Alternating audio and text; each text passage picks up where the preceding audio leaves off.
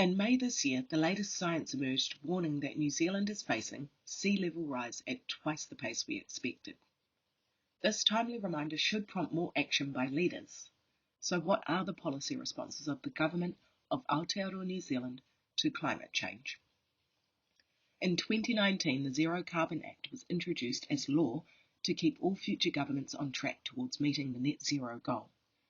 The Zero Carbon Act is a system of 5-yearly emissions budgets that act as stepping stones towards the 2050 target. Part of the Zero Carbon Act will require hospitals, universities and other government buildings to switch to clean energy as part of the government's plan for a carbon neutral public sector by 2025.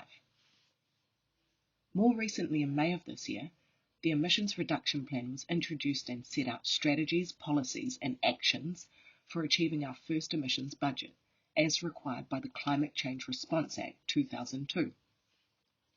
Alongside the ERP is the National Adaptation Plan. The National Adaptation Plan considers the impacts of climate change now and into the future and sets out how we will adapt, live and thrive.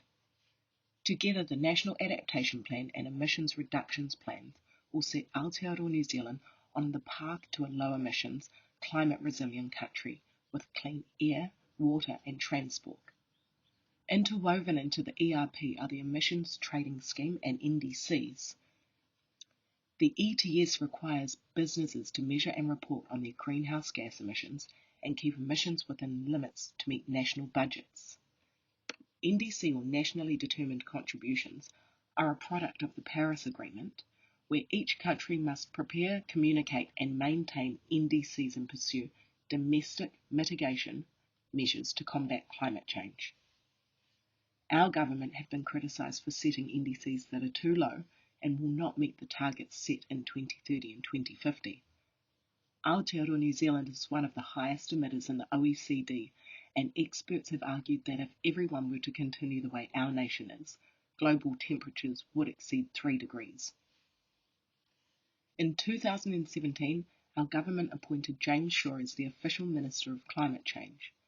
And although he is a fiercely progressive advocate for climate change, he is only one of the many actors responsible for decision-making in our government. Other significant players include the Ministry of Business, Innovation and Employment, the Ministry for the Environment, the Ministry of Transport and the Climate Change Commission, not to mention the politicians themselves. All sectors must now pull together to enforce and monitor the government's policy responses if we are to fight this existential crisis.